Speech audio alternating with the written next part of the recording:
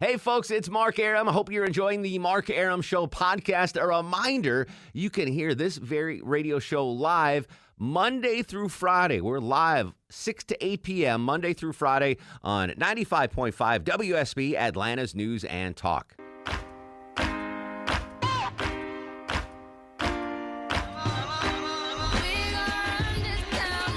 It's official. The crappy holiday traffic has begun. Hey, guys, it's Mark Arum in for Eric Von Hessler and the Doctrinaires. We're going to have so much fun over the next 3 hours. We're going to have a lot of fun. We're going to talk... by the way, I got blasted today on social media. I don't know if you guys have logged on to social media. I saw it. Southern Twitter and Black Twitter are lighting me up right now because of my take that pumpkin pie is far superior to sweet potato pie. Which is true. It is true. I have never been blasted by anyone on social media like I'm getting right now. So we'll continue that debate in just a little bit. We're going to play Millennial Match Game. Does Alex Williams know this food? Johnny Kielbasa with a fast food review. Great stuff. We're going to have some fun as you baste your turkey, prepare your stuffing or dressing, whatever you want to call it. Or if you're out running around in this crappy traffic trying to get to grandma's house or get some late fixins from Publix. We got you covered. We're going to have fun for the next 3 hours. But I want to start with a topic I covered last night on the Mark Arum Show. The Mark Arum Show you can hear Monday through Friday, 6 to 8 p.m. on 95.5 WSB, Atlanta's News and Talk. And as always, Deb Green, producer of the Mark Arum Show. I'm ahead of the curve when it comes to big stories like this. Always. You got the inside track. I had the inside track. So last night we let off the show talking about PETA versus UGA. You guys are all now familiar with the story that PETA, People for the Ethical Treatment of Animals, decided that seal clubbing, we'll put that to aside. Whale hunting, we'll put that aside. Shark fin soup. All those atrocities that actually they might need some help from PETA. They decided to focus their attention on the most beloved mascot of all college beloved mascots, that is UGA, the deliciously cute Georgia Bulldog that has been around, Deb, since 1959. Not this dog, but his lineage, right? The bloodlines go back all the way to 1959. That's right. This is UGA, what number? 10. UGA 10. Thank you, Bill Caiaccio. So I wanted to revisit this story because it's picked up steam as more people find out that PETA went after UGA, saying basically... they took a picture of him from the sideline of last Saturday's game against A&M, and it was raining. Bill, you were at that game. Bill Caiaccio from Atlanta's Morning News. He had better treatment than I did. I was standing in the rain. Yes. He was dry. They tweeted out a picture of UGA in his doghouse on the sides between the hedges, and they said, "This dog looks miserable. UGA, get rid of the mascot now." He was asleep. He was asleep. Well, it might have been Georgia's offensive production that put him to sleep. We'll get to that in a second. So I wanted to do here, again, I went in depth on this last night on the Mark Arum Show, but I don't have the UGA roots. I've been a UGA fan since 1996, 97 when I first moved down here. So I'm an adopted member of Bulldog Nation, but I don't have the history. I didn't go to the school. So I've assembled the Bulldog Roundtable here. Apologies to Neil Hondo Williamson. I think that might already be a thing. Bulldog Roundtable? Yeah, all right. Anyway, Arum's Bulldog Roundtable. We got Judd Higginbotham, you just heard on Atlanta's Morning News. We got Bill Caiaccio from Atlanta's Morning News. Angry Jay Black, the WSB Radio Sports Director. And from our digital desk, Nicole Bennett, not Emmett. All graduates of the University of Georgia. So I want to go straight to the Bulldog bloodlines. We'll start with you, Nicole, because you're so adorable. Oh, thanks. Congratulations, Nicole. In this group, yes, compared to Jay and Bill, for sure. UGA, when did you graduate, Georgia, and what does UGA mean to you and to the school that you went to? I graduated in 2013. Baby. And I love UGA, always have. Yeah. I told you, though, that this past weekend I said he definitely did not look happy being Yes. in the rain, but more so just unhealthy. I said it's maybe the bloodline, and That's maybe one of they the need... One of the Yeah. points I brought up last night in the show is, and I've said this for years, Jay Black, there's a lot of inbreeding going on, right? It's the same Yes. Bulldog line since 1959. Maybe mix in some new Bulldog blood because the life expectancy of these guys is too short. It's like 5 or 6 years. Have you seen the picture of UGA 1? I have not. UGA 1 does not look anything like UGA 10. Oh, no. Unreal. UGA It's 1, unreal. you know, have you seen the old Georgia mascot with the skinny? Yeah. That's UGA 1. Okay. UGA 10 has Morphed evolved into a blob. kind of a bigger Yeah. hoss. Okay. So, yes, English bulldogs bigger of that hoss. English bulldogs of that size Yeah. struggle a little bit. I don't want to upset tradition and the Bulldog Nation, but Bill Caiaccio, you graduated in 63. 87. Oh, sorry, 87. 63. All right, I don't know. So you were a Bulldog. It was like Uga 3 or 4 when you were probably there, I right? think he started at 3 and it turned to 4 at some point during my tenure. Would it be offensive to switch up the bloodlines? Is that blasphemy to do that? Nah, they don't need to switch anything. We did go with a pinch hitter. I remember. We not non-full-blooded Uga for a little while. Just for a few games. Yeah. Because and we lost the Outback needed Bowl, to, so they killed that dog. PETA should go after that one. I don't think they did. No, they didn't. They may come after you after that You've been statement. taking enough heat on Twitter today. Man. But that would upset you. But I want the Uggas to last longer than 5 years, Bill. This is a beloved mascot. They usually last more than that. I mean, they Not usually much. They usually I'd say between 8 and 10 years old. That's what they should last. Yeah, They have I not think been they lasting do. that. I think they do. This one's been around for a few years. Judd Higginbotham, my contemporary, and perhaps the most sane of the news folk brought in here. You're an unbiased opinion on this, Judd. You graduated in 1999? Yeah, 99-2000. 99-2000 from the Grady School of Journalism. I did. PETA has no leg to stand on, right? There's no reason Georgia should get rid of this mascot. That dog's treated like a king. Yeah. He's doing just fine. You can tell by the size of him. I think he's eating whatever he wants, and yeah, he's doing just fine. You know, even in the hot games in August and September, he's lying on a bag of ice, just sitting there. You know that doghouse is air conditioned. Exactly. Yeah, exactly. And So here's there you go. someone pointed out yesterday on the show. So you guys all go to Georgia games, and especially if you're coming from Metro Atlanta, it is unless you're Jay Black with parking and credentials, it's a freaking nightmare, right? Yeah. You got to sit in traffic, whether you're going 316 or you take the back way, whatever. You got to find a parking spot. It's either really hot or really cold or raining. It's never a perfect Bulldog day temperature-wise. No. You got to figure out where to eat. You got to figure. Uga comes in an SUV with fully air conditioning. He's got his own little bed in there.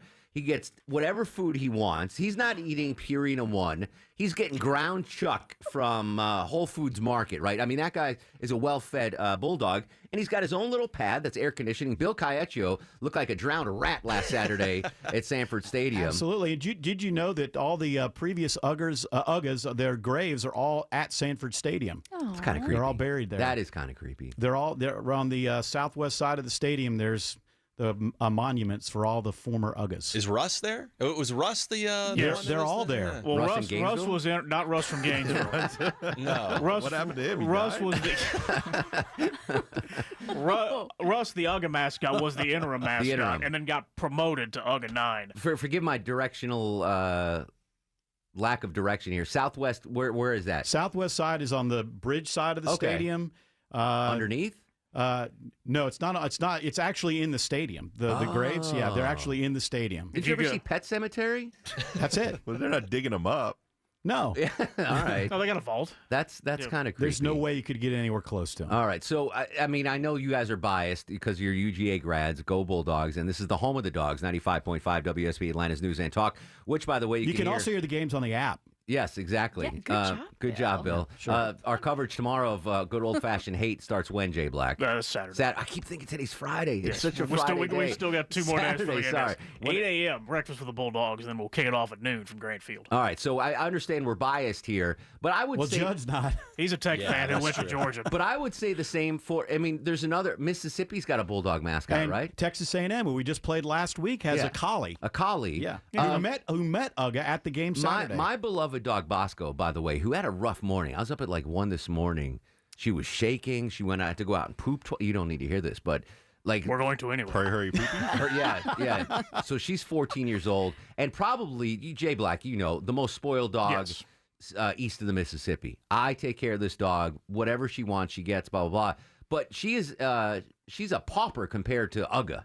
Like as good as I take care, as well as I take care of Bosco, Uga is like the queen of England. Well, I'm going to tell you right now, the 2 loudest ovations at Sanford Stadium Saturday were for Rodrigo Blankenship, the kicker, and Uga when they showed him in the doghouse or walking on the field. I want to know why PETA didn't go after Bevo in the Sugar Bowl. The Longhorn mascot for going after Uga. But my point was, there are other mascots that are dogs. Yeah. And I would stick up, it's not just I'm biased toward UGA, I would stick up for any other mascot. Now, if you want to mess with Florida and say the gator shouldn't be, go ahead and do that. I don't care about Florida. Well, and LSU has the tiger, Mike the Tiger, in a cage. Mike the Tiger's got his own. He's got his own little zoo right next to the stadium. They put him right by the opponent's locker room, so when they walk out to a real tiger. That's impressive. That's more intimidating than a bulldog. Well, it's probably more, I don't know, it's not as humane, I wouldn't think, to have a tiger sitting in a cage in a stadium. So, this is where I think PETA loses it. So I think they do on some issues there are right. Like you mentioned the shark fin soup, the clubbing of seals. Like there's stuff. I'm a huge animal lover, and animal cruelty is just awful. And the president just signed the thing making a federal law. And I think PETA, if they stayed the straight and narrow, they could make some change. But when they say something outrageous like this, that the best treated bulldog in the world should be adopted by the Kielbasa family and have a good life. Well, I'll tell you right now, that's why they do it. They do it because we're sitting here talking about it, and they want the publicity from something like this. They say outlandish things to get publicity. But why, though? That any credibility they have on serious issues just vanish. Well, and I think that's why, because they want to start an issue where people will get talking about it. If the more outlandish things they say, if they just say regular things about that truly are issues, they may not get recognized. All right, Mark Arum in studio with the Bulldog Arum Roundtable. Bill Kielbasa, class of '63. Jay Black, class of 87.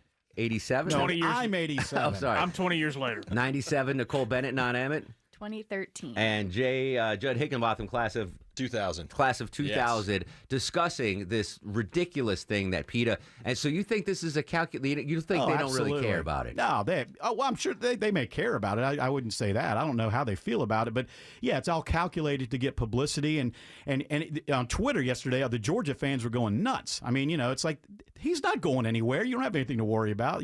They say what they want to say, and they want to try to get publicity. And all they did was they just made Nicole upset. Yeah, exactly. I can tell her blood's boiling Very right now. upset. Shlongoria on the other side of the takeout window, the stoic Eskimo from Texas. You're a big Aggies fan? No, Longhorn fan? Longhorn fan. All right. Yeah, so you are truly neutral in this, right? Yes. Does PETA have any case to ban the mascot here? I don't think so. PETA in general usually does outrageous things to prove their point. Yeah. Sometimes they'll burn a barn just to say, oh, well, they would have all caught on fire kind of thing. And throwing blood on I don't quite agree coat. With some of their actions, and so I don't think they have. Well, they need a new PR team because that's just horrible. Because now, anytime PETA says something, like, well, they have no credibility anymore. I think if you're lucky enough to have an actual mascot, like a real mascot, because a lot of teams don't, like there's no elephant in Alabama. We don't have a live badger in Wisconsin. So if you're lucky enough to have a tangible mascot, fans love that they can see it. They might be able to touch it. Oh, it's the most photographed dog in the southeastern United States. He's consistently voted the top mascot in college football. Yeah, I've pet him before. I've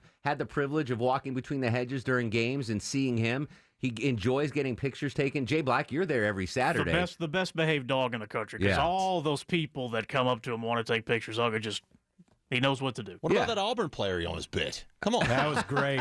That's almost the best picture. That is the best picture ever made. Because he's not a Georgia fan. He deserves that. Anyway, all right, so I appreciate the Arum Bulldog Roundtable. Apologize to Dantzler and Hondo. Another place. Yeah, whatever trademark I just infringed upon, having the Bulldog Roundtable in here. But I wanted to get, true insider perspective from the graduates of the Grady School of Journalism, all of you?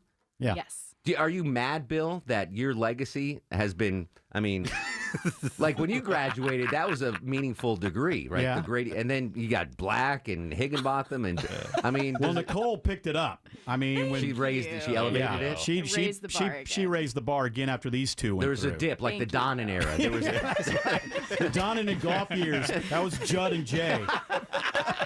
I'll own it. a major dip. Still have not been fired. Oh, there you go. Yes. Oh, don't say that. Except for the one time. For the record, I went to Marist College, and my mascot was a red fox. There you go. And we did not have the actual guy red fox as our mascot. That would have been great. Cool, Or an actual red fox. We couldn't even afford a mascot. We just, it's a red fox. Well, did you improvise and have somebody dress up like the guy? Yes, we did. Okay. Yes. And it actually, He kind of looked like Jared Yamamoto, who also likes to dress up in furry outfits, but that's the time for another show. Mark Arum filling in for Eric Von Hessler and the Doctrinaires. A reminder, the Von Hessler Christmas special debuts tomorrow, 9 to noon. Then it'll be rebroadcast on Friday.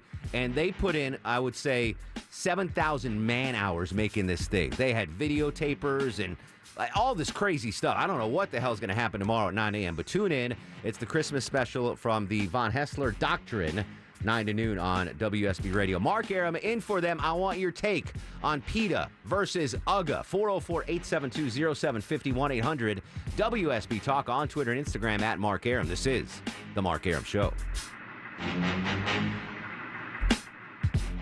Mark Arum on 95.5 WSB, Atlanta's News and Talk. With you till noon, filling in for EVH and the gang. They'll be back tomorrow with their Christmas special, the highly anticipated Christmas special tomorrow, 9 to noon here on WSB. You're talking about PETA versus UGA. I think PETA picked the wrong fight this time. 404-872-0750, 1-800-WSB Talk. Laura joins us in Noonan. Laura, welcome to the show. Hey, Mark, I just wanted to tell you, it sounds a little bit like y'all are tap dancing around saying that PETA does some good. PETA is a wacko animal rights organization. I am the biggest animal lover there is. If they had their way, we would not even have dogs as pets. So, but you don't think they do? There's some good things they've done? None at all? Yes, in the beginning. And they started out as a good organization, but now they are off the charts. Well, this obviously proves it. The fact that that they think that UGA should get rid of their mascot. That dog lives the best life of any dog in the state, I would imagine. Oh, they don't think any of us should own dogs, not just mascots. Well, then they better come after me twice because I got 2 dogs. So I'm waiting for you, PETA. All right, maybe I'm just reminiscing of the olden days when they would go after the seal clubbers. I mean, they still do stuff like that. Like they're very against animal testing for products and things. It's just, again, they get crazy and do like, oh, nobody should have a pet. Well, I'm like you, Laura. I've got a real soft spot in my heart for animals, but I love my dogs. I mean, they're my kids. So if they come after my pets, then we really got a bad chance of coming to blows. But I think this is crazy, ludicrous. There's bigger fish to fry. Well, they probably don't fry fish because that's cruel and unusual. Don't say that. I remember they did. This is where I do differ. I remember they went out. This was probably 10, 15 years ago. They had a crusade to stop lobster being served. And that was it for you? That was it. I was like, all right, I'm done with you, PETA. Like your mom. It's just like my mom. Trying to get you from eating lobster. Yeah, they were like, no, you should never eat lobster. I'm sorry. I got to eat the lobster and the crab and the shrimp. And I'm sorry. Sorry, Mr. Lobster, but you are delicious. Soaked with butter. More of UGA versus PETA.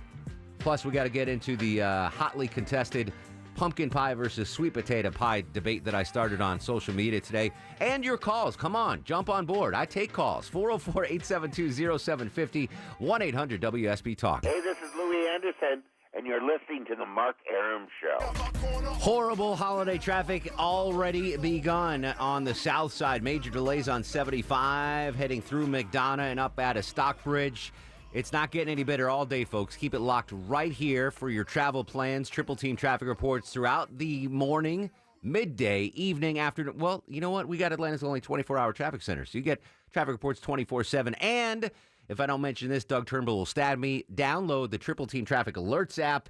Just turn it on in your car, and you'll get voice-activated updates from our 24-hour traffic center, no matter where you are heading to and from Grandma's house. Hey, it's Mark Arum in for Von Hessler and gang. The Doctrinaires return tomorrow for their highly anticipated Christmas special. It'll be 9 to noon. And, I mean, Deb, you were here. Deb Green, producer of the Mark Arum Show. I saw a bevy of costumes, which I was jealous because you know I love a costume. Costumes and dancing props girls, everywhere. Props, video cam. I mean, it was quite a production. Quite a production. It's up there with the Rockettes, right? Yeah, exactly right. It's like the new version of the Nutcracker. You know, the Nutcracker is a holiday tradition. Yeah. It's Eric Von Hessler's Nutcracker tomorrow, 9 to noon here on WSB Radio. We're going to get into some fun Thanksgiving stuff, but I want to piggyback off a topic that I talked about on my show last night, which you can hear 6 to 8 p.m. here on WSB. PETA going after UGA, the UGA mascot. just outlandish claims that this dog is being mistreated and it's miserable. It honestly probably lives a better life than any other dog. I would say any other dog but the president's dog, but this president doesn't have a dog. But I would imagine the White House living dog probably lives as well. They got their own Secret Service protection and stuff like that. But I would say Uga is now probably the most cared for, most beloved dog on the planet. Your take on PETA's outrageous claim that UGA get rid of their mascot. 404-872-0750, 1-800-WSB Talk. James joins us in Loganville. James, welcome to the program. Thanks for having me, guys. Years ago, I called PETA about dog fighting and dogs being chained in backyards and things like that. They had the nerve to tell me that those cases weren't high profile enough for them. What? It made me sick. So I called the ASPCA, and they got right on it. It shows you. Now that is a subject where PETA would be well advised to take a stand on. Like dog fighting is awful. Yeah, I swear that I was told that wasn't high profile enough. Well, then they've completely lost their minds. Then they've completely lost their minds. Publicity hounds. That's all they are. Thanks. I enjoy the show. Appreciate it, but I don't understand what's the point of that publicity. I mean, what? Why? Why do you want to be hated? You'll never do any good if you're hated, right? Maybe someone will go and look and see what PETA does and be like, oh, yeah, I support that one other thing. I don't know. I'm not exactly a one-issue voter, but I think that PETA, if PETA was running for office, they lost my vote with this thing. And how could they not be virulently against dog fighting? That, to me, is the cruelest of all. Aside from eating dogs, which is still a thing in certain parts of the world. I'm not a fan of that. Yeah. But, yeah, wow. How that's befuddling. PETA befuddled me. Thank you, PETA. John's in Kennesaw. John, you're on the Mark Arum Show. Hey, thanks for taking my call. And I'm loving this conversation because, see, I'm a Tech fan, and I can't stand PETA. So when PETA and UGA argue, I just sit back and laugh at both sides. But even as a Tech fan, and I get you hate UGA with a passion. I understand the clean, old-fashioned hate. But even a Tech fan has to admit that PETA's crazy, right? PETA's a bunch of idiots. Well said. So is there an official bee hive somewhere? A yellow jacket hive? A yellow jacket hive somewhere on North Avenue that that'd be cool, like 100-year-old hive. Exactly right. No, I'm not aware of a secret hidden 100-year-old beehive. Well, I'll tell you, Google this for me, Deb Green, producer of the Mark Arum Show. Do yellow jackets make honey? Probably not, right? I don't think they're not honey producers. Because you imagine how much they could make if they had official Georgia Tech yellow jacket honey. And then they sold it? Yeah, like $100 an ounce, like official Georgia Tech honey. Yeah, I guess so. Like every Tech fan would be like, I need that official Georgia Tech honey. You would think they would have done that by now. Do they do anything? No, because they're considered wasps, not bees. Yeah. And so bees make Maybe they honey, need to change wasps their don't. mascot to the bees. Yeah, that's a missed opportunity. Those Tech fans get upset when you call them bees and not yellow jackets. Really? I learned that. Yeah. But if the schools are going to have to start paying athletes, they're going to have to start coming up with ways to earn money. Yeah. Like official yellow jacket Georgia Tech honey for $100 an ounce. Well, PETA would come after them for making the animals to make the honey. Exactly right. Put them to work. Bertha joins us in Lilburn. Bertha, welcome to the show. Hey, thank you for having me. My pleasure, Bertie. What's going on? Well, I'm also a Georgia Tech fan. Can you believe it? 2 in a row. I like it. But I wanted to chime in on what you said about PETA really not liking us having pets. I didn't say a caller said that. I can't confirm that, but okay. But if that were true, who would take care of them? If we just have a bunch of dogs walking around the street, like random dogs without any owners. Right. Like when I visited Costa Rica in their rural area, there were just dogs roaming. Yeah, I was in Costa Rica earlier this year. Do you know what was amazing about Costa Rica? The monkeys. What? Did you see all the monkeys there? There's a big campaign to not touch the monkeys. Don't take photos with the monkeys. I didn't touch them or feed them or anything. That might be a PETA thing, too, but there's a big campaign. They're as ubiquitous as squirrels in Costa Rica. It was the most amazing thing in the world. I opened up my hotel room. Awesome. Yeah, it's very awesome. And there's like 8 monkeys hanging outside I was like, hey, what's up, guys? I loved it. But yeah, they did have wild dogs, but they were very well behaved. I remember the first time I went to Puerto Rico. Longoria, have you ever been to Puerto Rico? I have not. Boricua, have you been to Puerto Rico? No. So I went for New Year's Eve 15 years ago. with my buddy, and we went for New Year's Eve. And the first thing at Puerto Rico was like, they're like, when the clock strikes midnight on New Year's Eve, do not be outside. Oh. I was like, what? Bonfire? Yeah. Gunshots, Because everyone shoots. It's probably similar to southern Texas. Yeah, Yes. everyone shoots. I was like, okay, fair enough. So we went to this. We didn't want to go to the touristy stuff, so we got in a cab, and we're like, take us to a seafood restaurant by the beach where no tourists are. So he did. He took us to this like place, and there was this pack of Puerto Rican beach dogs that are just like a complete. If you took every breed of every dog and just bred them for hundreds of years, and you got like just a standard, they all look the same, like just the standard kind of dog, and they're well behaved, but you see them coming at you because you sit down, you're about to eat a shrimp dinner or whatever, shrimp fajitas, right. And you see all these dogs, and you're like, oh my! But they were just like well behaved, just waiting there. So I guess that's what PETA wants. PETA wants every dog to be a Puerto Rican beach dog. Okay. That's the end, sure, end of my one more Puerto Rico story. Okay. So I went to I'm a big poker player. I like poker. I got casinos and gambling, whatever. And at the casino in Puerto Rico, I don't know if this is still the case, but you know how in Vegas you get free drinks? Right. Puerto Rico, I'm not a big drinker, but they'll give you free drinks. Yeah. But they give you free food at the poker table. Oh, we need to go there. But you can't just order whatever you want. Oh. But they would serve up these most delicious grilled ham and cheese sandwiches I've ever had in my entire life. And they were free as long as you're gambling. Right. I must have had 40 of these grilled ham and cheese sandwiches. That's pretty. Yeah, Vegas needs to step it up. I was like, no dinero? They're like, no dinero. I was like, then give me 10 more. Diez más. 10 more. Diez más. Did I say that right? Diez más? Sí, diez. All right, see Diez. Renee's in Cartersville. Renee, welcome to the Mark Arum Show. Thank you, Mark. My point is I wish that PETA would spend their time and money on trying to save American unborn babies instead of all these animals. And the story I just heard about Puerto Rico, it's the same in Honduras. There's these dogs that all look the same everywhere. Let me ask you a serious question. So obviously you are firmly pro-life, right? Exactly. Do you want a bunch of wingnuts like PETA on your side? Well, that's a big question. I would like think their not. Money. I would like to have their money. Okay, fair enough. Take their money, but you don't want PETA saying, you know what? We're with Renee on this. Yeah. That's one ally you don't need in that war. You can find better allies than PETA for that. She makes an interesting point, though. That's all I gotta say. Okay. I don't want to open. I was thinking about, do I want to open up this can of worms? No, I'm not going to open this. I would just think that if you are pro-life, PETA is the last ally you want in that fight. Terry's in Alpharetta. Terry, welcome to the show. Hi. Hello, Terry. You think going after UGA and all these other live animals is crazy, but at least the live animals could be hurt or damaged. The crazy thing I think that PETA went after was when they went after the Aflac duck.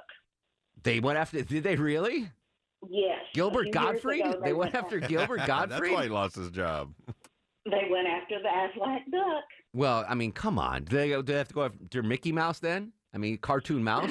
The Geico from Gecko? The Gecko from Geico? Yes. I think the duck's real, isn't he? No? I think they do have a real duck, but all the commercials, it's an animated one. Okay. Or a modeled one. I love animals, and I stopped eating red meat and pork like 5 years ago, but duck is delicious. It is. It's so... So how was that turducken the other day? Yeah, too bad you weren't here for that turducken. So what was the name of that place? Cajun Meat Company? Cajun Meat Company, Holy yeah. cow. Take me out to dinner tonight to that place. So for listeners that don't know, I have never, and I'm a food guy. I love food, and I've never in my life eaten a turducken, which is a Creole Cajun invention, which is basically a turkey that's stuffed with a duck, and the duck is stuffed with a chicken. So Deb Green reached out to the Marietta... The Cajun Meat Company over in Marietta, and they brought in a turducken, and Longoria was off that night watching his children. I'm sorry. And you missed... I was doing a good thing, too. It You exceeded... should have just brought your kids in when you saw the post. Should have. It exceeded my expectations, Really? Longoria. Well, and it wasn't Marietta. I mean, it's where I live. It wasn't what I predicted. So all the ones I've seen are like this big bird, and you slice it up. This one was like deboned. Yeah, they brought it ready for you. And had a gravy on top, and it had rice. It was a game changer. The biggest... we're going to talk Thanksgiving foods next hour, but I'll get into this. If you are not deep frying your turkey at home, you are not doing Thanksgiving correctly. Oh, wow. Have you had a deep fried turkey? I have. It is. But I don't want to go through all the danger of it. Understood. Well, you can buy them deep fried. They make them deep fried already. Yeah. You know that, right? It's like pudding. Like pudding. It is so far and above the taste quality of a regular turkey that your mom and grandmother have made over the years. The deep fried turkey, it's a total game changer when it comes to Thanksgiving dinner. That's my 2 cents. But turducken, too. You can't go wrong either way. Mike is in Auburn. Mike, welcome to the show. Let's clap some hands, Longoria. Everybody clap your hands. Thank you, Mike. I wanted to do that, by the way. It's been a while. We hadn't done one all morning. Brian's in Tequila. Brian, welcome to the program. Thank you very much. You're welcome very much, sir. When it comes to PETA, they definitely aren't as nice as they try to seem, because there are a lot of different articles that show some of the shadier stuff they did or have done. Give me an example of one. There's one where some PETA employees got caught dumping essentially the euthanized bodies of a lot of people's pets that they just took off the porch in some cases.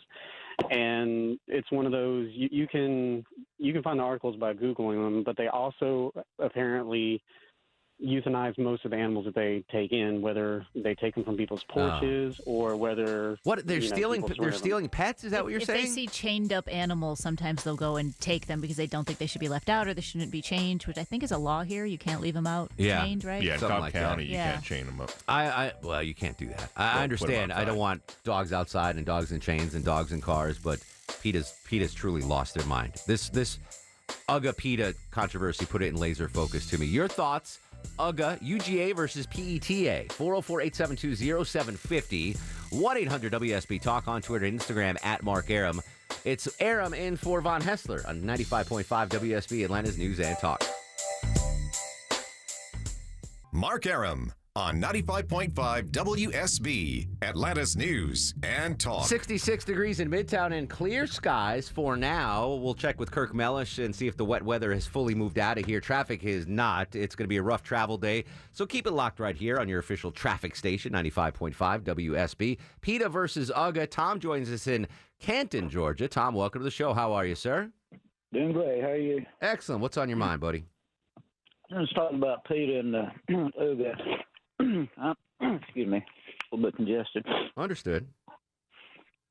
So number one, I would imagine that a dog with that popularity would be well taken care of. Oh, 100%. And number two, on PETA, I've seen some good stuff, and I've actually seen some first-hand horror stories on their actions, or should I say lack of actions. I have lived out in the country, and I'm sure you know a lot of people in the South, too, that the quote-unquote family dog or family pet is just like family. Yeah. Some of them even sleep in and out. I'm active with a couple of groups, animal adoptions. 2 or 3 are no kills, and especially what gets me is the Cherokee County Animal Shelter. Tom, I hate to do it. Longoria played the music finally. Finally played the music. Thank you, Longoria. We'll continue this. I want to talk Thanksgiving food. Not used to this clock. I understood. Thanksgiving food when we come back. I started a Twitter war. Sweet potato pie versus pumpkin pie. I think sweet potato pie is garbage.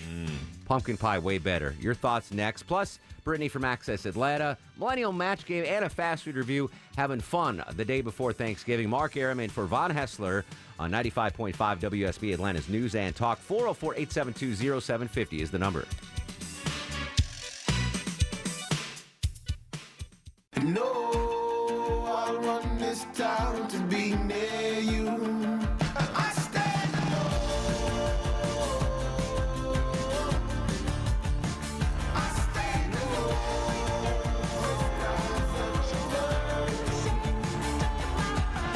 Welcome back to the show. 10:07, 7 after 10. Mark Arum here. You there. I'm filling in for Eric Von Hessler, who is off today. We'll be back tomorrow with his big Christmas special from 9 until noon. It'll be replayed on Friday. My family mostly here. Deb Green produces the show. Longoria, the stoic Eskimo on the other side of the takeout window. Low-T Chuck is still sleeping. He's the only one on my show that can't come in for the morning. Justin The Chicago Kid is screening your calls. We'll continue to take your calls about the PETA versus UGA debate. I'm not used to taking open mics during the show. I know that Eric gets them, so I was kind of going through them. Andrew has them. Oh, Andrew, you have the open mic about PETA versus UGA? I'd like to hear the PETA versus UGA open mic. This is all new to me. Open mics. It's very exciting. We should try to use it. I don't know. I'm a Georgia Tech fan, but if PETA tries to take away UGA, I will be the first one in line to defend him and stop them from doing so. They can suck it. They can suck it. Well said, Georgia Tech fan. So your thoughts about that? PETA's outrageous claim that Georgia should drop and get rid of their mascot, the beloved Georgia Bulldog. 404-872-0750, 1-800-WSB Talk. I want to slide into Thanksgiving dinner. Thanksgiving meal is my favorite meal of the year. I'm a big food guy, but I love Thanksgiving dinner. I love the turkey, the mashed potatoes, the stuffing, all that, everything, except sweet potato pie. And I said this, I put out a tweet today at Mark Arum that pumpkin pie was better than sweet potato pie. It is. And Twitter, thank you, Deb Green, for the validation. Twitter, by the way. Thank you, Longoria. Twitter went bananas on me. The Sweet Potato Nation came full force after me, and I still stand by it. But to be fair, I don't like any kind of sweet potatoes. I don't like baked sweet potatoes. Me neither. Sweet potato fries. Oh, you don't like sweet potato fries? I like sweet potato fries. Since I was a kid, I just hated sweet potatoes. I don't like things that shouldn't be sweet, right? Sure. Like a potato is a potato. Mashed potatoes, not sweet. Well, I don't want a potato to be sweet. But sweet anyway. potato fries are good.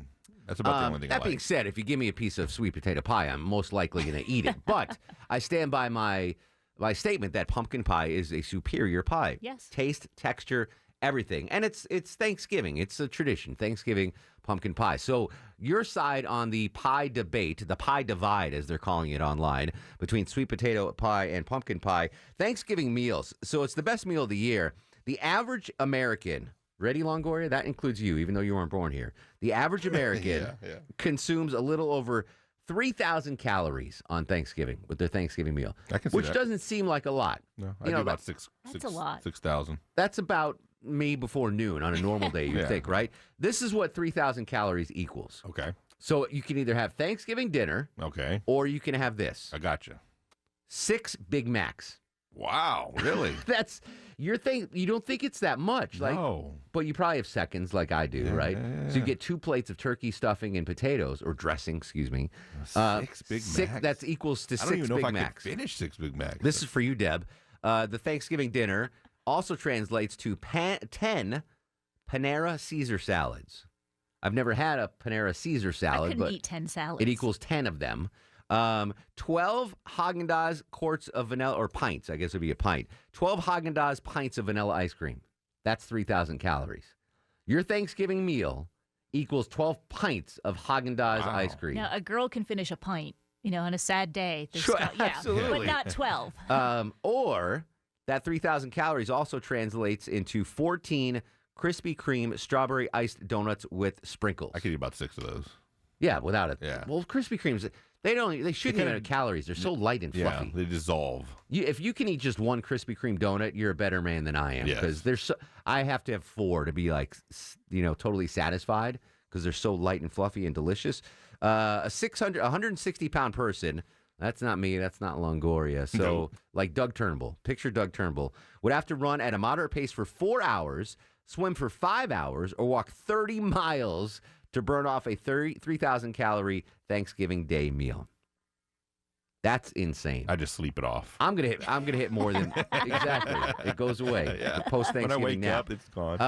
But here's the advice I have for Thanksgiving. And if you want to weigh in on the pie controversy, the PETA controversy, the phone lines are open at 404-872-0750, 1-800-WSB Talk. When I was in high school, back when I was a prime athlete, football, baseball, everything, and I had a Division I baseball player, exactly, and I had the metabolism of an athlete. During high school, my buddy Paul Joe and I, 6'3" Korean kid, we used to go Thanksgiving Day hopping to all our friends' house. So I'd have Thanksgiving dinner at my house, and then I'd go to Paul's and pick him up. And his mom made some weird Korean Thanksgiving dinner. I didn't eat much there. But then we'd go to my buddy Lena's house for an Italian Thanksgiving. Wow. And then we'd go to our Polish buddy's house for a Polish Thanksgiving.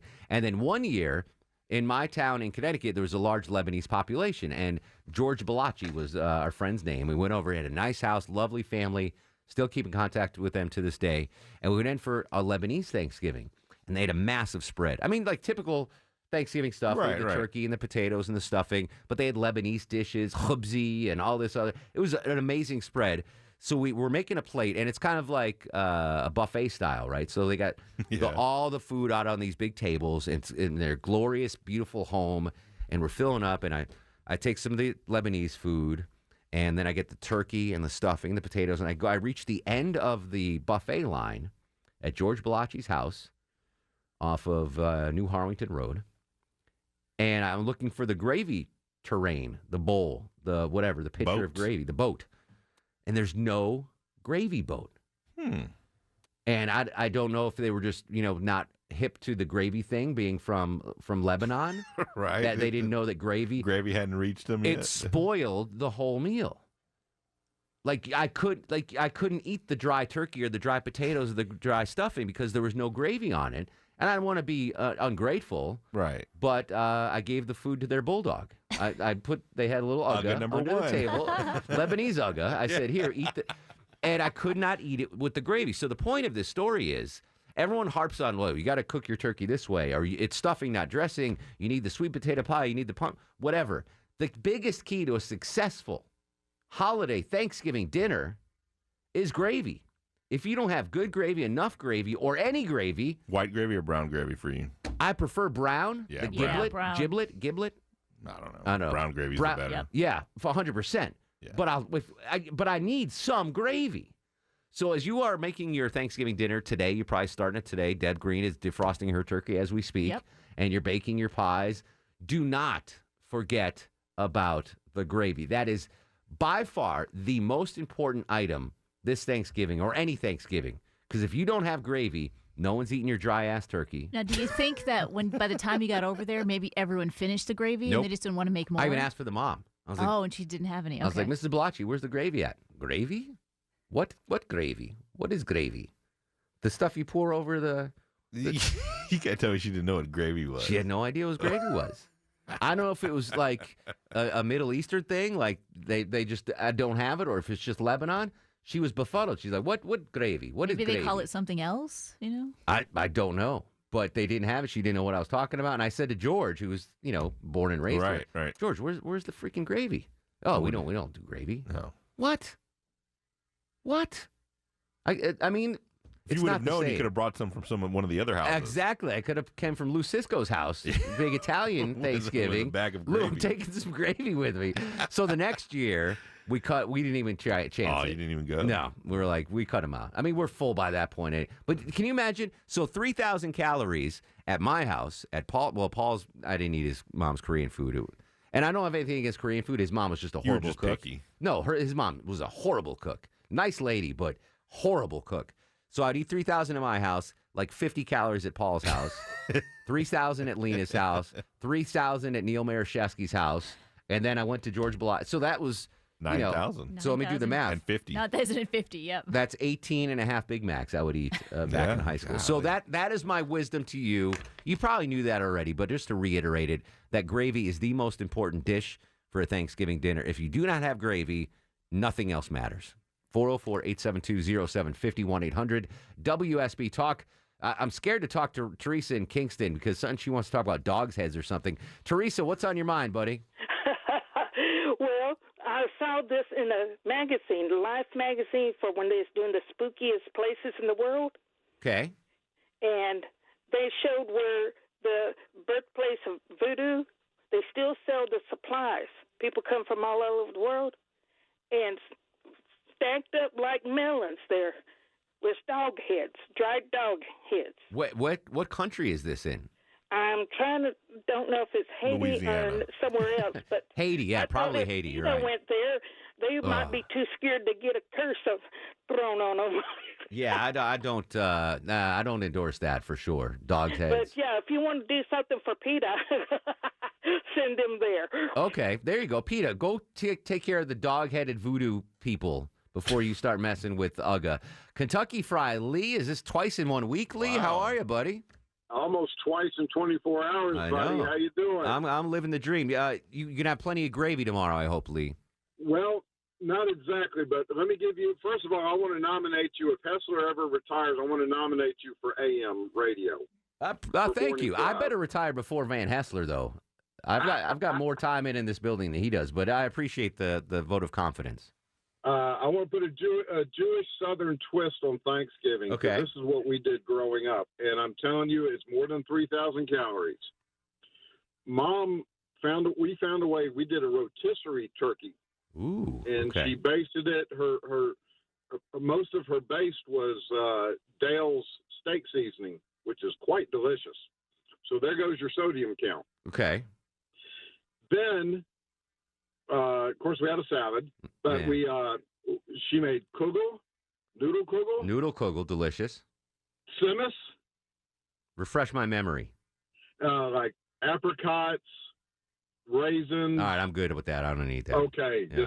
it's called a simmis, just a bunch of stuff. Okay. It was her deal, and then some other veggies, and then for dessert we had 2 pies, a pumpkin pie and key lime pie.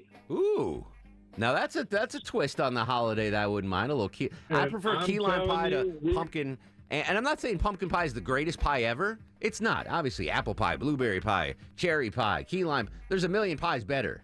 But I'm just saying pumpkin is better than sweet potato if you're doing a flow chart.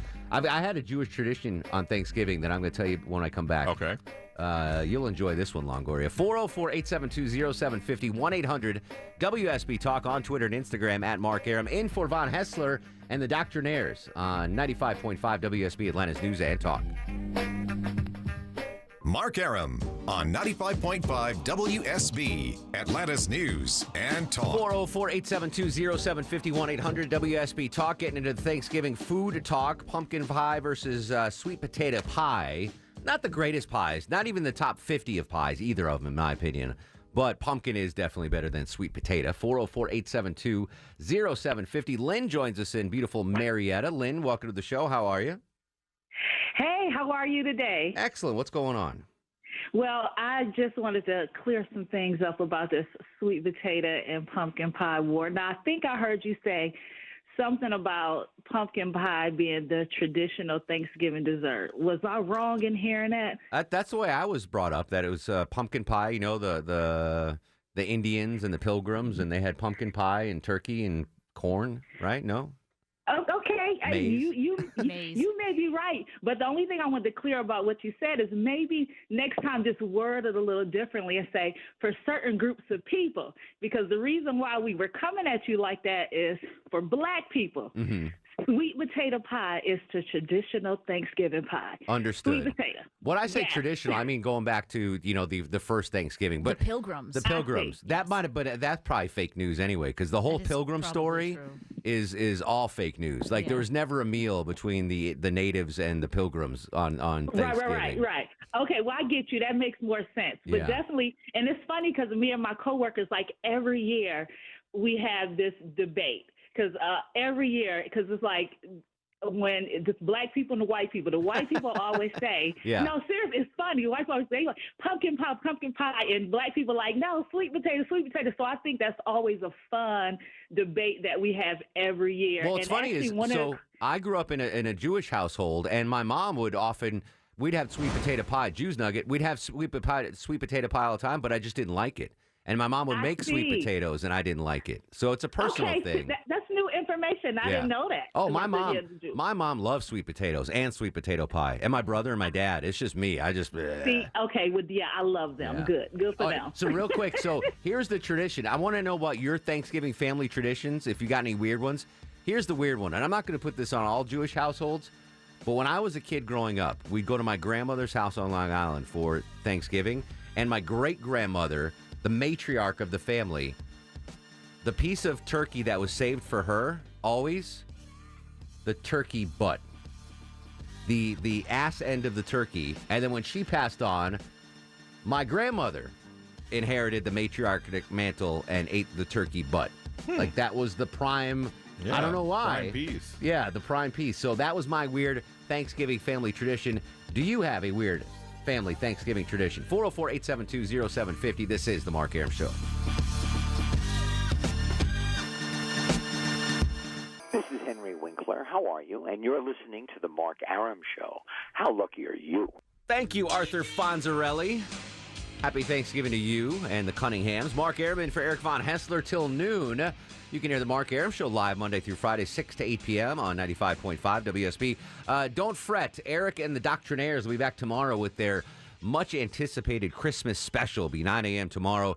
Big, huge production, and you can hear it again on Friday. We'll rebroadcast it. But while I'm here behind this microphone, let me remind you that this is the busiest travel day of the year. Major delays at the airport, major delays getting to Grandma's house. We got you covered with traffic all day long. The Airborne Advantage with Doug Turnbull. And I'll be back, Deb Green, doing traffic reports here on WSB tonight and on Channel 2 from 4 to 7 p.m. So we got you covered, safe and sound. Do not change the dial. Coming up on the show, we're going to play Millennial Match Game. Johnny Kielbasa with a fast review, and does Alex Williams know this food? So we got a lot of food topics. We're continuing to talk about Thanksgiving food topics. Here's another Thanksgiving tradition. It's no longer a tradition in my household because the participants are dead.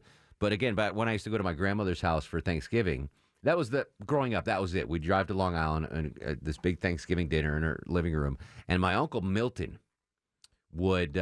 he had no teeth. Like, he had dentures.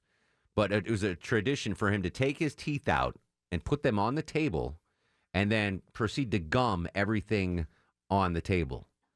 Like, he'd get the mashed potatoes fine. Right. The stuffing was okay. Yeah. But like literally gumming a drumstick. I'll never forget the vision of Uncle Milton, rest in peace, trying to gum down a turkey drumstick. Maybe that's where all your ice-eating kind of phobias My came from. misophonia, comes from watching Uncle Milton. That's actually a good call, Longoria. It was disgusting. Just disgusting. I can imagine. Yeah, so that was another... Can you not eat with dentures on? He didn't. He didn't know how. I don't know what was going on. He put them right on the table. Not even in a glass of water. Just put them right on the table. Pass me the yams. Pass me the yams. Is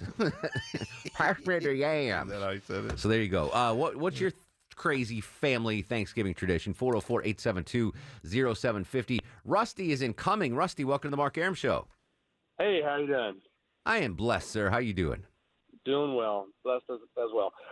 We don't like turkey, so we do a low country boil every year. I'm on the way down to pick up the crawfish and shrimp right now. I like the outside the box thinking, but unfortunately, I would not come to your house because I want the traditional Thanksgiving dinner. I got to have the turkey. You know what's so funny? I get so amped up for it. Like weeks prior, I've started to go to OK Cafe and get their turkey dinner, like just in preparation. Can you eat that much turkey? I can't. I love that meal so much that I've done some prep work at the OK Cafe. They've got a great turkey dinner there, and the Colonnade too over on Cheshire Bridge got a good one. So I like the way you're thinking. Is it unanimous? No one in your family likes turkey? Yeah, everybody, and my wife and our kids, none of them care for turkey. So it's now my parents, always did the traditional thing. Yeah. My mom was from Delaware, and so we did all the goofy northern Thanksgiving plates versus the southern ones. I like more. So now the new tradition is the low country boil. Yeah, I've been doing it for 3 or 4 years now. Now, if you want to invite me over on Black Friday for leftovers, I'll do that. But I need the traditional turkey dinner with gravy, Longoria. You got to have the With gravy. 404-872-0750. Russ joins us in Gainesville. Come here a minute. Oh, Russ is in mid-conversation with one of his ladies. What's going on, Russ? Hey, well, I dropped off what that woman said to say, the Latino woman. Yes. At McDonald's a few minutes ago. So I dropped her, and Corrali runs up and jumps in the car with me. Wow, so you went from one Latino to another because Corrali is Puerto Rican. That's right. That's right. I forgot about that. Wow! Don't try to buttonhole Russ. He doesn't. Yeah, he's all over the map. So what happened with the prior Hispanic woman? Chicana. Last night, they brought Dallas back to me, the one I didn't want. Oh yeah. So Mary They just brought her back. Who's they? The authorities? Well, let me tell you. dead Let me body? tell you what got. It gets even crazier because I called her. She said, "Call me. I'm coming back. I want to be with you." Yada yada. And so I called the number and she didn't answer. Well, some guy calls me back. He says, "Hey, who is this?" I said, "Who are you?" He says, "Well, I found this phone in the parking lot, so I wondered whose it was." I said, "Well, it belongs to Mary." and it was her boyfriend. Oh. He was trying to catch her and me, right? Oh. Because Corrali told me, I mean, not Corrali, Dallas told me later. Yeah, I don't mix them up. So many That names. that was her boyfriend, and so he was trying to catch us. But she told me she had a boyfriend. When I met her, she said, I have a boyfriend, but I don't want to be with him anymore. Understood. Well, he probably knows now. Let me real quick. Let me cut to the chase, Russ. Thanksgiving holiday. What's Russ in Gainesville doing tomorrow for Turkey Day? You know what? I have no plans at all. I have no plans. Maybe I'll take Corrali out. Where are you going to standing there go? looking at me, Waffle so- House? I guess Waffle House is open tomorrow. Golden Corral? Golden Corral's Really, open? nothing's open. No, there's a lot of places that'll be Are open. they open? Yeah. All right. You'll find a place, Not Russ. everybody celebrates Thanksgiving, so there's got to be Understood. other restaurants open. Yeah. Russ, sweet potato pie or pumpkin pie? Which do you prefer? I like pumpkin. There you go. You're a good man, Russ. Yeah. Russ in Gainesville, the Don Juan of Hall County. I don't know about that. Joins us every night on the Mark Arum Show. Well, Russ, I'm going to be off tomorrow and Friday, but I'll be back on the air on Monday. So I want you to keep track of your dating life and email me any appropriate pictures you might have, so we can get the Russ Advent calendar completely stocked Yeah, up. November's almost full. Yeah. So. Wow. November is almost full. Russ, happy Thanksgiving, my man. Thank you. You guys too. All right, there you go. What do you think? Where do you think Russ winds up for Thanksgiving, Longoria? A dumpster. No, come on. Didn't he meet somebody at a dumpster? He did. Right? He He somebody did. up a girl So at a dumpster. the pizza place. Yeah. Little Caesars? Little The Caesars. one arm. Maybe there'll be another one arm girl there. Yeah, serving mashed potatoes. I would know, but Russ is a traditional guy. I think he's going to go with maybe Cracker Barrel, like a Cracker Barrel. They have serve a turkey and dumplings. Surely kind of there's a thing. single waitress there. Yeah, and her name is Shirley. Yeah. Actually, good job, Deb. Gordon is in Decatur. Gordon, welcome to the Mark Arum Show. Hi, Mark. Wishing everybody a blessed and focused Thanksgiving. Likewise. I am as big on tradition as just about anybody. I think there's a movie with a song in it about tradition. I've never seen that movie. It's Fiddler on the Roof, I Fiddler think. on the Roof. Yeah, tradition. Yeah, right. Yeah. So that being said, in history too, that being said, I want to throw in a little Dr. Joe if I can. Oh, boy. Okay. Here's a suggestion. It's been my experience if you take your yams or sweet potatoes and just boil them and mix in maybe some smart balance with them and don't put any extra sweetener in them, and you go to a potluck, they will be gone. People don't really need all the extra sugar in the yams, and then you can have your pumpkin pie for dessert, you see, and that gets them both in there. But I how don't about like sweet potatoes in general, like a baked sweet potato. My mom used to make Not baked sweet touching that. potatoes. No. Make them in the traditional way. I don't like Boil them. I don't like them in Well, the traditional okay, but some way. people want sweet potatoes, so this gets it both in there. All right, but when it comes to the pie divide, do you prefer pumpkin or sweet potato? Well, I don't want to bias my my suggestion, but I do prefer pumpkin pie. Okay. But again, if I go to a potluck or a reunion and I take just boiled sweet potatoes, and skinned and blended, with just mix in some like some Smart Balance, people eat that. They don't need the Not extra me. marshmallows and What about can I mix in some Metamucil in there? Yeah. Get things really Hello. going, really cooking. Gordon, I appreciate it. Deb Green found this amazing chart. I'll put it on my Facebook page, Mark Arum WSB. The most searched savory Thanksgiving recipe in every state. What do you think the most searched savory Thanksgiving recipe in Georgia was, Longoria? In Georgia? Yeah. Green bean casserole. No, that's a good guess, though. It is roasted turkey. Green bean casserole was the most searched in New Mexico. In Texas, the most searched Thanksgiving recipe, scalloped potatoes. I didn't even know that was a thing. Is that a thing in Do love Texas? scalloped potatoes. Yeah. In Connecticut, my homeland, honey-baked ham is the most searched Thanksgiving item. Florida, also roasted turkey. Green bean casserole, or Wyoming is deviled eggs. That's a Southern tradition I get on board. Deviled eggs for Thanksgiving. I love deviled eggs. Steve's up next on the Mark Arum Show. Hello, Steve. Hey, buddy. I'm with you on those sweet potatoes. They shouldn't be sweet. Potatoes shouldn't be sweet. It's like maple syrup on bacon when you have pancakes. That just doesn't go there. Exactly. I don't want sweet on my meat. Thank you, Steve. Yes. That's right. All right, but you've been talking tradition-wise. I haven't heard anybody mention the wishbone. It's always a fight on who gets to break the wishbone on the turkey. Now, we used to have to wait a day. My mom would take the wishbone and put it on, like, the windowsill to dry out, and then you do it. Right. Where Right. Yeah, it is a little soft, but it's always a tradition to break that wishbone. You're and 100% usually right. That is a great tradition. I'll break the wishbone on Thanksgiving Day. I don't know if my wish ever came true on that wishbone. Deb Green is furiously working now to see where that tradition started. That's a weird thing. Like, how did the wishbone spreading come about? Peter's incoming. Peter, welcome to the program. How are you, sir? Thank you. Very well. Very well. I don't have a tradition to speak of, but I have a one-off Thanksgiving experience for the ages. I was in Northwest Florida. We had gone down, this is in the mid-'70s. I was at University of Georgia. A friend of mine's parents had a home down there. A hurricane had blown through, so we went to check things out Thanksgiving week. And my friend's cousin is dear Prudence of Beatles fame, and we were invited to Thanksgiving at her home.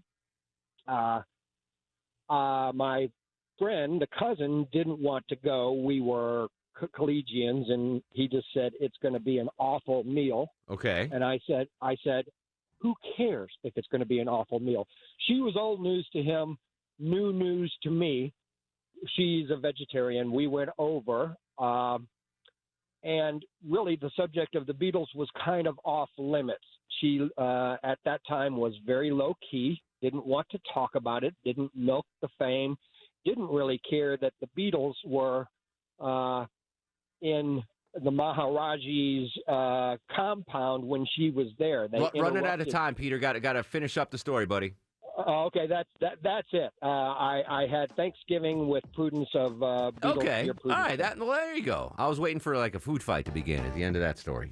Fair enough. When we come back, Brittany from Accessatl, Alex Williams, does he know this food, and more of your calls. We have so much fun to get to. Plus Millennial Match Game, Longoria. Don't go anywhere, Longoria. 404-872-0750. 1-800-WSB Talk on Twitter and Instagram at Mark Arum. And for Von Hessler and the Dr. Nairs on 95.5 WSB Atlanta's News and Talk. Mark Arum on 95.5 WSB, Atlanta's News and Talk. All right, speaking of food, we got a little segment on the Mark Arum Show. You heard Monday through Friday, 6 to 8 p.m. on WSB called Does Alex Williams Know This Food? Does Alex Williams know this food? Does Alex Williams know this food? Does Alex Williams know this food? That boy don't know what that is. Alex Williams, a vital member of Triple Team Traffic, is a great guy. He's an amazing dog sitter, but does not know food. No. So he joins us on occasion, and we quiz his knowledge of food. And I was trying to think of a Thanksgiving dish that you might not know, but they're all pretty common. Yeah. So here's one I think you might get. All right, here we go, Longoria. Let's hit the Does Alex Williams Know This Food music.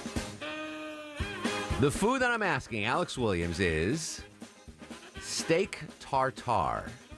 Do you know what steak tartare is? I do.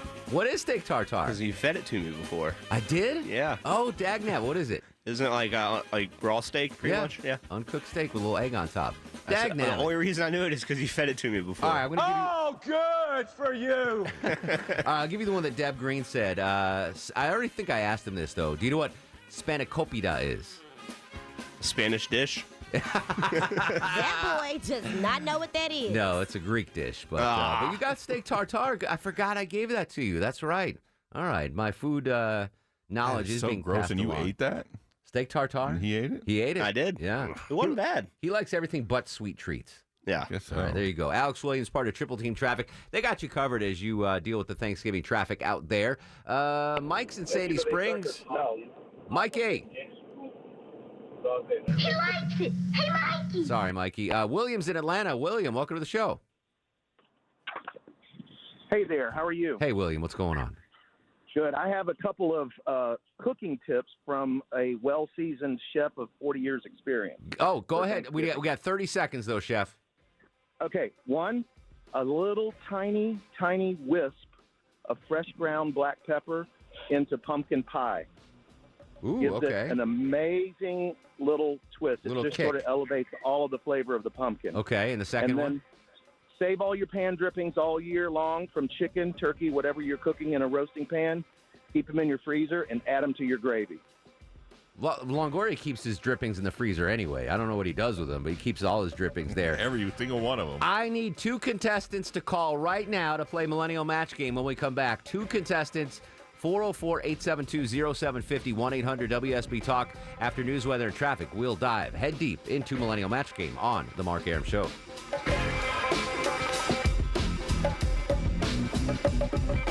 Hey, this is Anderson Cooper, and you're listening to The Mark Arum Show. No, I'll run this town to be near you. I stand alone. I stand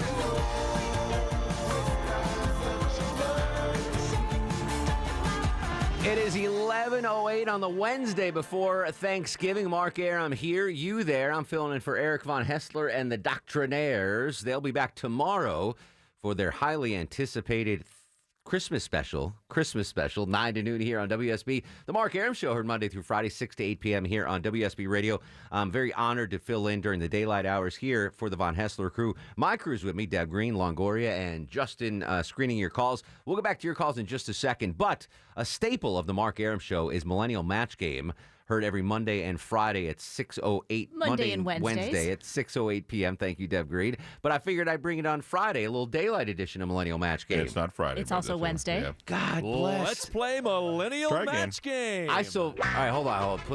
Stop. So I am so, you're going to appreciate this, Nicole Bennett, not Emmett, and Brittany. So I was so sure that today was Friday, and on Fridays it's Donut Friday in the traffic center, meaning the digital people from Channel 2 bring donuts down to the traffic center. Yeah. So they're usually here at like 7:01. At Right. 7:06, I'm like angrily messaging the digital desk upstairs, like, where the F are my donuts? Oh, no. And the guy's like, it's Wednesday? I was like, oh, because today's my last work day, I thought it was Friday. So today is Wednesday. All right, let's play Millennial Match Game on a Wednesday like we normally do. Yes. Let's play All right, thank you. Millennial Match Game. All right, so Millennial Match Game brought to you by Rocco's European Garage. A new category Deb Green came up with tonight, guys. It's the Sounds of Technology. Sounds of Technology.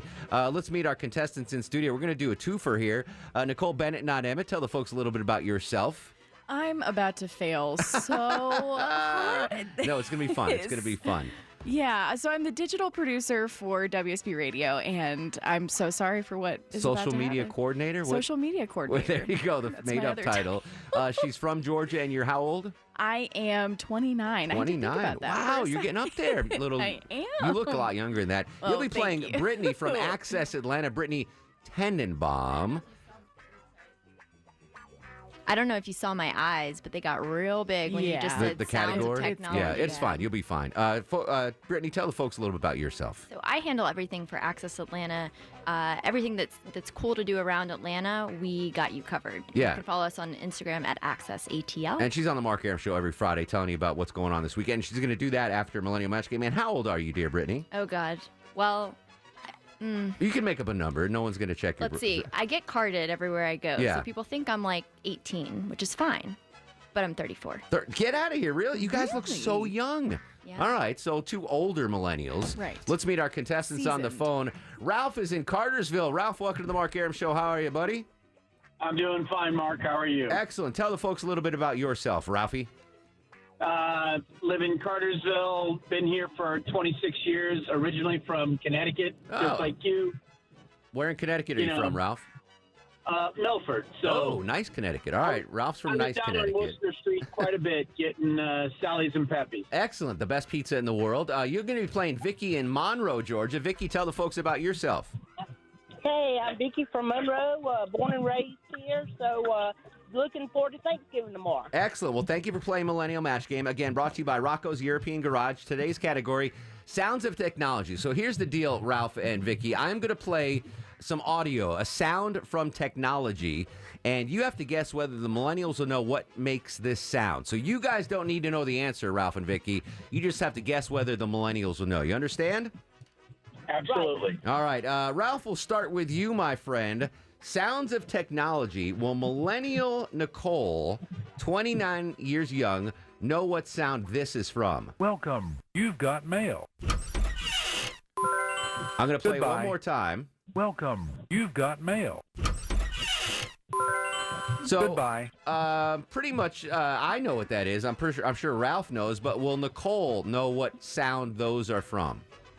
I do know what that is, and because it's part of a pretty famous movie, I would think that 29-year-old Nicole would know that as well. I think so. Nicole's a sharp knife as well. Nicole, what is that from? It's AOL. That's AIM. That's Instant AOL, messaging, yeah. So it was the welcome notification, the mail notification, the chat room, the goodbye. All right, so you get the point, Ralph. Good job. Usually the millennial doesn't know, by the way. When in doubt, the millennial doesn't know. All right, Vicky, you need this one to tie it up.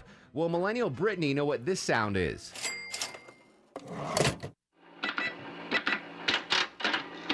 Got a hodgepodge of sounds there. Will she know what that sound is from? What do you think?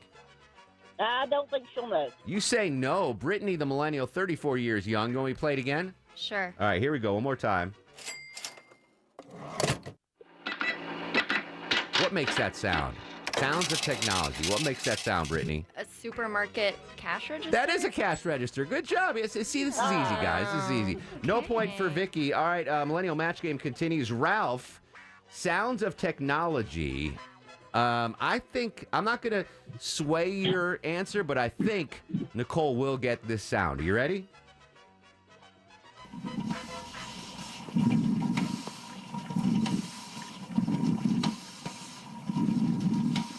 Very recognizable for a guy my age. Ralph, you probably know what's making that sound, but will millennial Nicole know what's making that sound?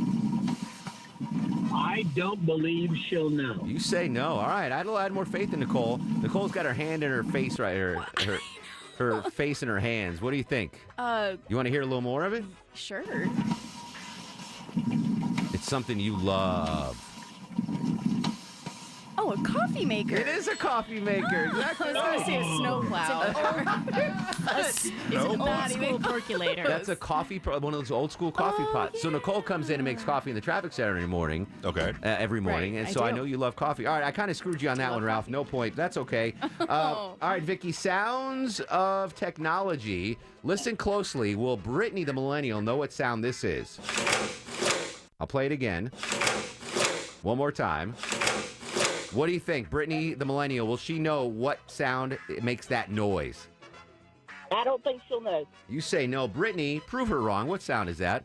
So it sounds like one of those credit card machines when you do it manually. That's it. Credit card imprinter. Good job. No point for Vicky. No point. But, can you believe that used to be a thing? They wouldn't run the credit cards. They would just assume you had balance on there available.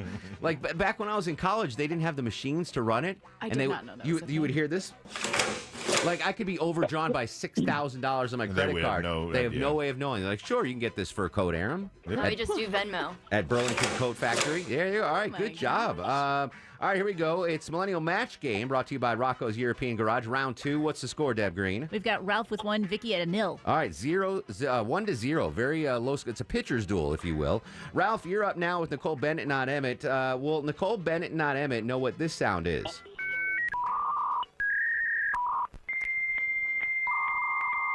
Oh, that dreaded sound. I remember it well.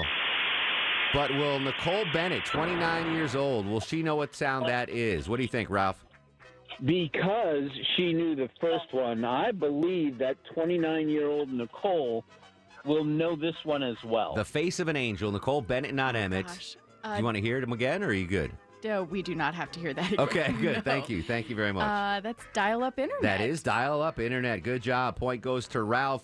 All right, Vicky, you need this one to stay in the game. You and Brittany, you need to get in sync here. Will Brittany, the millennial, know what sound this is?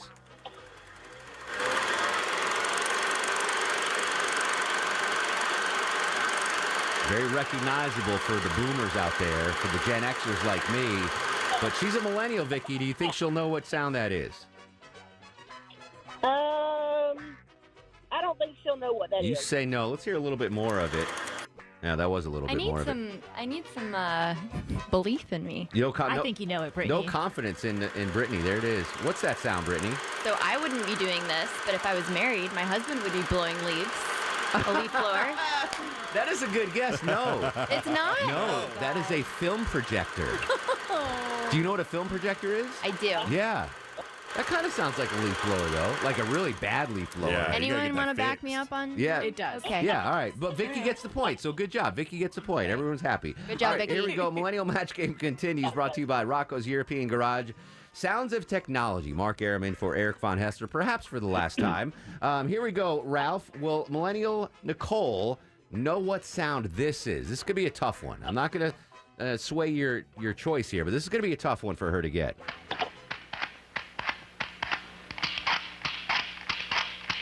I'll play it again. What do you think, Ralph? That's a pretty weird, unique sound. Will the Millennial Nicole get that? I do not believe she will get this one. I'm saying no as well. I know what it is because I see the answer. I would not have guessed this. Is it like punching a time card? That is a great guess, but no. That is a camera flash bulb. So before iPhones, one of those? I have no before iPhones, we had these things called cameras. And the camera, before we had a flash in the camera, they had these little bulbs like that you put on, one use only, and it would be a flat. I mean, it's crazy. Like this is what I grew up with the flash bulbs. The super technology, they'd have like 6 in a row. Had 4 sides. Yes, that's what that was. The four. Oh, the 4-sided flash bulb. Oh, there you go. So that's a flash bulb. So Ralph gets the point, right? All right, Ralph gets the point. All right, Vicky, you need this one. Will Millennial Brittany know what very recognizable sound this is?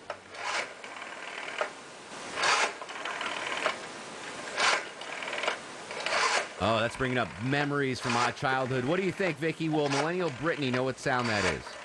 I think she may know what that one is. I think so, too. I bet her grandmama still used to have one of these. Might still have it. What sound was that, Brittany? Okay, so the animal's on the wheel, and then you pull it.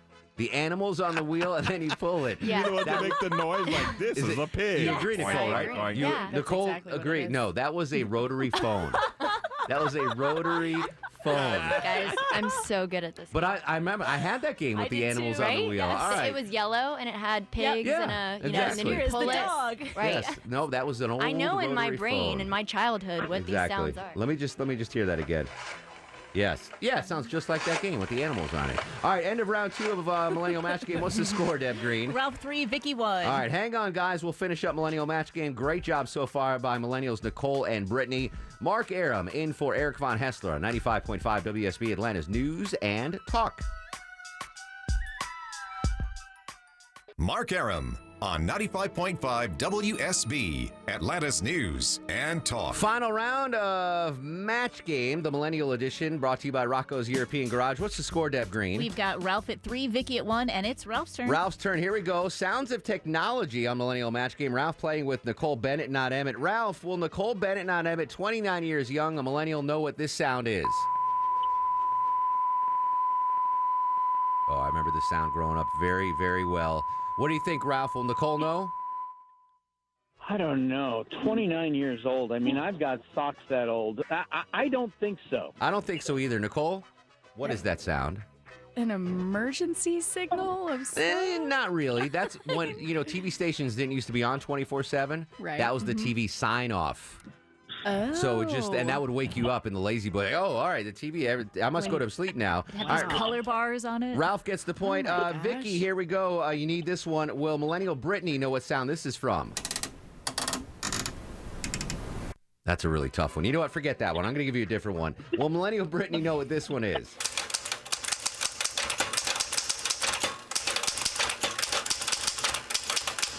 Very recognizable to me and you. What do you think, Vicky? Will the Millennial know? Yeah, she should know that one. What do you think, Brittany? Vicky, you are right, baby. I know that. It's a typewriter. That is a typewriter. Final score, Deb Green. We got Ralph at 4, Vicky at 2. But everybody wins. everybody wins on the Mark Mark Arum Show. What did they win? Yeah, you each got a 4-pack of tickets to go to the Chick-fil-A College Football Hall of Fame. Wow. All right. So hang on the line, Ralph and Vicky. We're going to get some info from you. Thanks to Nicole Bennett, not Emmett. Always a pleasure to see you, darling. Happy Thank Thanksgiving. you. Brittany, you Happy going to hang around Thanksgiving. and tell us what's going on over the weekend? Of course. All right. We'll be right back after news, weather, and traffic. This is the Mark Arum Show.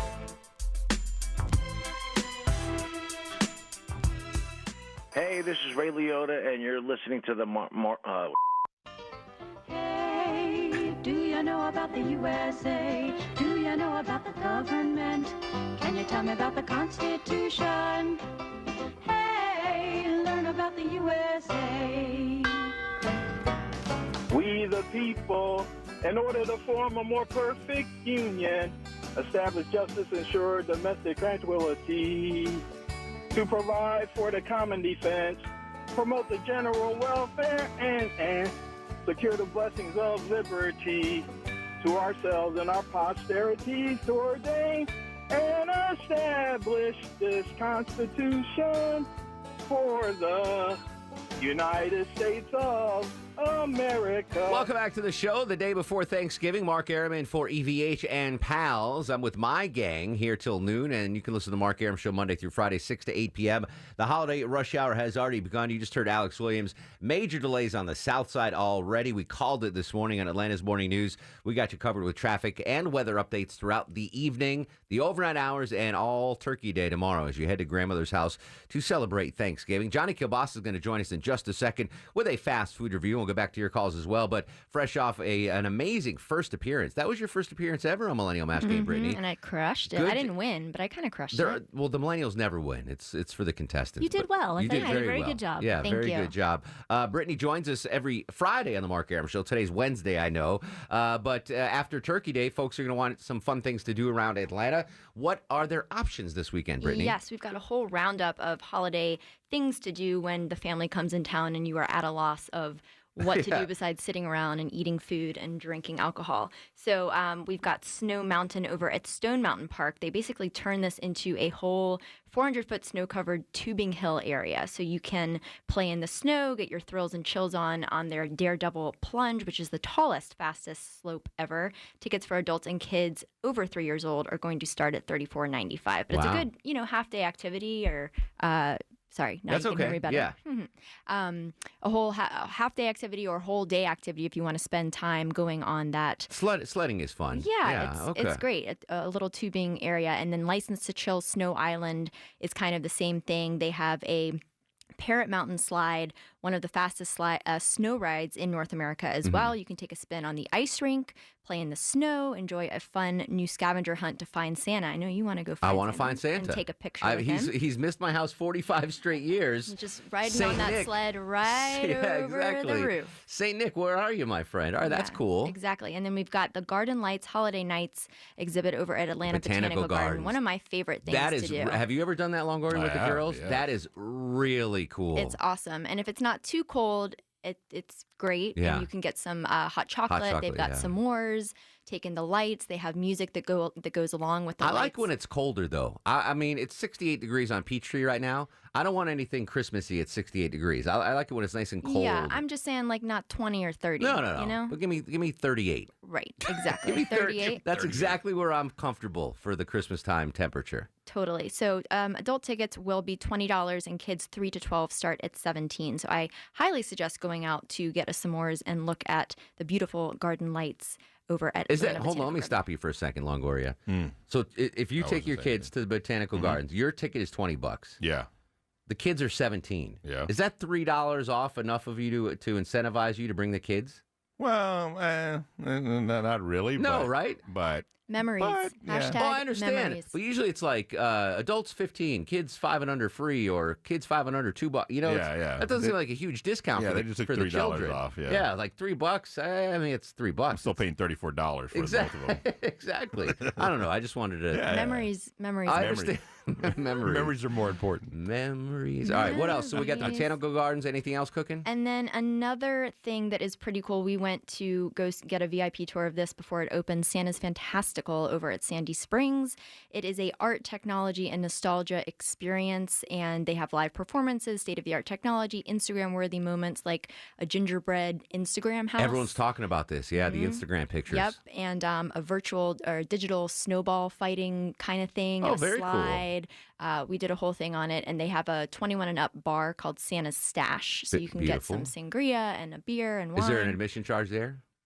Yes, that is going. So tickets for that for kids are going to be $19.95, and adults start at $24.95. Kids under a little better. two, Okay. Kids under 2 are free. All right, good. All right, that's a little Okay. $5 off. Is a little better than $3 off. All right, and then the last thing I wanted to let you know about is the Fantasy and Lights exhibit at Callaway Gardens. Oh yeah, that's a classic. They've got 8 million lights, 15 dazzling scenes, and a magical night not to forget. All right. Brittany Tannenbaum, as always, we appreciate you. Have a great Thanksgiving. Thank you. You too. Eat that pumpkin pie. I'm going to eat the pumpkin pie. Listen, I'm going to eat sweet potato pie too, but I just prefer the pumpkin. Where can we find you on social media? Follow us at Accessatl. You can watch our Access Atlanta Holiday Edition on our WSB Now stream on Roku, Apple TV, Amazon Fire, and all the streaming devices. All right. Basically. Safe travels, my Thanks, friend. man. And now, on the Mark Arum Show, it's time for the Fast Food Review. Gobble, gobble. Joining us live on the Greasy Salty Hotline from parts unknown, height unknown, weight, we do not want to know, Johnny Kielbasa and the ever so popular Fast Food Review. How you doing, Jonathan? I'm doing great, Mark Arum. I'm wrapped in bacon. I'm here for the taking. My hair is wavy, and I'm swimming in gravy. Happy Thanksgiving, Atlanta. Happy Thanksgiving to the entire Kielbasa family. What's on the menu today, my friend? Thank you. Now, I know everybody's going to be eating turkey and stuffing and pies and all that stuff, and I know that some people might get a little sick of it after a while, especially if you start on Tuesday or Wednesday, so why not go down to Arby's? Because they got a new thing down there, and it's a new thing that might be actually an old thing. It might be actually a play out of Johnny Kielbasa's playbook or a play out of Mark Arum's playbook, Mark. They're calling this the Arby-nator, not the Baconator from Burger King, the Arby-nator, Mark. Tell me more. I'm intrigued, Johnny K. Yeah, so it's basically take your roast beef sandwich and dump everything you like on top of it. They're going to take the middleman out of it and do it for you. So they're going to give you the roast beef sandwich, but then they're going to dump a little cheddar cheese sauce on it. They're going to throw some curly fries on top of it. Then they're going to squirt some Arby's sauce, and they're going to squirt some horsey sauce on it, put it on a sesame seed bun, and they're calling it not your own creation, but the Arbinator. Another bad ABC. All right, the Arbinator. That sounds interesting, intriguing when you're sick of turkey and you want to dive head first. Johnny, did I miss it, or did Arby's not bring the fried turkey sandwich back this year? They didn't do any of the turkey sandwich stuff this year. I think their logistics are a little too much for them to source all those turkeys. My favorite fast food sandwich of all time was that Arby's fried turkey sandwich. It was so good. Yeah. Now, actually, keep an eye out because they might bring that back with all the turkey sales. You know, the price goes down. Oh, yeah, that's right. You got to time the market, Longoria. Yeah, so it looks like they must have had their test kitchen go on vacation or something with this Arbinator because they're just like, just take everything and throw it in a sandwich, call it something, we'll see you next week. Can I give you a homework assignment, Johnny K? Hold on, let me get my pencil. All right. I know it's Thanksgiving break, but Johnny K's always working for homework on Thanksgiving break. So check this out. Last week, I go to my McDonald's, the corner of Collier Road and Howell Mill, and I get a great one. I get what I normally get, the fish fillet combo meal. And the guy on the other side of the intercom said, "I'm sorry, sir, we no longer serve filet of fish sandwiches." And I looked on the menu, and sure enough, it was not offered on the menu. And I was freaking out. I'm like, at first I thought he was like, we're out of them or we don't want to make it for you. But he's like, we no longer offer the filet of fish sandwich. So I panicked. I didn't know what to get. I got the nuggets instead. And then I was like, is this a widespread thing? Is this something that is widespread, like it's like chicken pox or something? I don't know. Yeah, exactly. It's a pandemic. Is it like the measles? Like are certain McDonald's restaurants no longer carrying the filet of fish, or is it just my location inconveniently enough? We'll have a full report for you on Monday if you're working, Mark. I will be here, and Johnny will be. Have you seen that longer? You don't usually get the fish sandwich anyway. I do. Oh, yeah. But, I mean, not on a regular basis. Yeah. I usually save it for Lent. I thought the guy was lying to me, but I scanned the menu, and there was no filet of fish sandwich there. I'll have to look next time I go. Yeah, unbelievable. What? Real quick, Johnny, what do you got for Thanksgiving plans, my friend? Well, I always get to wake up and drive and see relatives that I don't really want to see, and I get to eat twice within about 90 minutes because both sides of the family decide to eat at the same time. Beautiful, beautiful. Every year. I'm looking forward to Friday. That's all I got to say. Fantastic. Johnny K., we appreciate you as always, and hit the cholesterol high, baby. So follow me on Twitter and Instagram, and listen to the Soft to Chart podcast on any pod app or JohnnyKielbasa.com. All things Kielbasa on JohnnyKielbasa.com. Happy Thanksgiving, brah. Happy Thanksgiving, brah. Thanks, buddy. Johnny K. and the incomparable fast food. Isn't that crazy, though? That is. We no longer offer the Filet-O-Fish sandwich. Words I never thought I'd hear in my lifetime. Did you see the Christmas gift idea that I put in your notes for Johnny K? About the Red Lobster thing? Yes. Yeah, I didn't want to bring it up while he's on the air because I'm going to get that. Okay. He's not listening now, though. Tell the folks what it is. So Red Lobster is offering an ugly Christmas sweater, which that's fine, but it's got a special pouch to hold your cheddar biscuit to keep it warm. Nice. Yeah.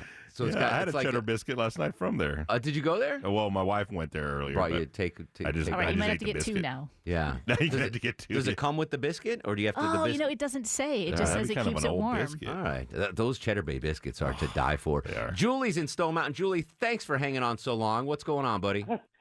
Yeah, I was just about to lose you. I'm so sorry about that. No, I was listening to the Millennial Match Game I wanted to play, but it's okay. Next time. I don't have really a tradition now, but growing up, my grandfather used to buy shrimp, for like shrimp cocktail. Oh, yeah. For the whole family. And by the time dinner was done, or just about before then, I had ate all the shrimp. So nobody else had any shrimp. And I didn't eat much dinner, so my grandmother was really upset with me. Hey, Julie, the ocean called. They're running out of shrimp. Yeah, exactly. Now I don't buy the shrimp anymore because I want my turkey. So I grew up in a mostly Italian town, except for that Lebanese family that didn't have the gravy. And the tradition there was you'd always have a pasta course for Thanksgiving. Traditionally, lasagna. That was the traditional. You'd have Thanksgiving lasagna. So I talked to my buddy. I said, you pumped up for the Thanksgiving lasagna? And he's like, my mom is not making it anymore. I'm like, oh, no. Yeah, I was like, why? And he goes, she got so mad because everyone would fill up on the lasagna. And not eat the turkey. So they'd have all this leftover turkey. So his mom has banned lasagna. Dang. But imagine having lasagna for 45 straight Thanksgivings. And then you don't. And then it just cut off cold turkey like that. Oh, man. Maybe she should have eased it out with Just make it a smaller one. Yeah, or like just baked ziti or spaghetti and meatballs. You don't have to have. But yeah, they've 86 the lasagna because the mom was sick of the leftover turkey. I get it. You can fill up quickly on lasagna. It's a very filling meal. All right, we got one segment left. I got some fun stories to pass along to you. Always on Twitter and Instagram at Mark Arum and Facebook Mark Arum WSB. If you like what you hear, check us out Monday through Friday, 6 to 8 p.m. It's the Mark Arum Show. Also available on WSBRadio.com and wherever podcasts are found. Back after this. Alec Williams, stay with me in the 24-hour traffic center. I'm looking at the Triple Team Traffic Alerts app, and traffic's already awful everywhere, correct? Yeah, it is. It's terrible. Jam downtown, the south side 75 in Henry County. You got a gridlock alert on the east side perimeter to DeKalb County. And is it getting progressively worse, little guy? It is getting progressively worse, and it's not just volume. There's lots of crashes, stalls, you name it. All right. Alex Williams, a vital cog of Triple Team Traffic. We have you covered with the best traffic coverage, not just in Atlanta, not just in North Georgia, not just in Georgia, but in the in the world. Triple Team Traffic from WSB is the best coverage in the world. Atlanta's only 24-hour traffic center will be with you throughout today, tonight, tomorrow, and then Friday. What's Friday, Longoria? What do we know this Friday? What's it called? Black Friday. Black Friday. So I'm a huge anti-Black Friday guy. Okay. I don't wait in lines, and I know people get out there I'm not doing that. 11 p.m. the night before to wait in line to get the big screen TV. I will never do that. There might be a solution for me. Oh, okay. This couple in California is now charging people $50 to wait in line for them.